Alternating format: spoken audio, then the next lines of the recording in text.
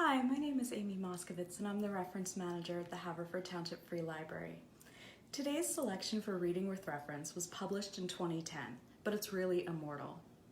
Rebecca Skloot's The Immortal Life of Henrietta Lacks was named by more than 60 critics as one of the best books of 2010.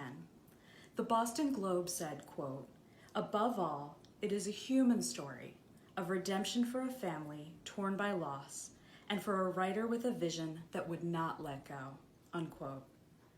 I'm more than halfway through listening to this amazing book on audio, and I can't recommend it enough. It's the story of a woman who lived in the 1950s named Henrietta Lacks, who was diagnosed with cervical cancer. While on the operating table, cells were removed from her without her knowledge or consent. These cells came to be known as HeLa cells. And while she didn't live much past when these cells were taken, the cells lived on. And while she was a poor tobacco farmer, her cells became worth a lot.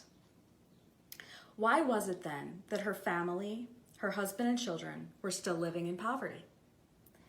In the book, one of her children says to Skloot of her mother, quote, "She's the most important person in the world, and her family living in poverty. If our mother is so important to science, why can't we get health insurance?" Unquote. HeLa cells are profoundly important to science, and the science is well conveyed and outlined in the book.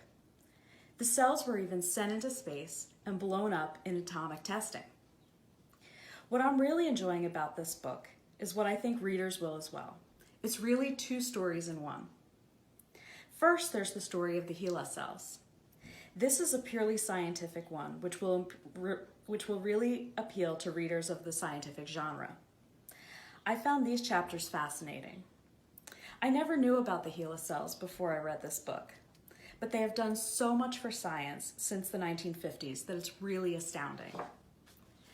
Then there's the story of Henrietta's family, her life growing up as a young tobacco farmer, her husband Day, her children, especially her daughter Deborah, who was the most affected by the news that her daughter's cells live on. These are really my favorite chapters. Although I'm not finished reading The Immortal Life of Henrietta Lacks, I know it's a book that will stay with me long after I'm through.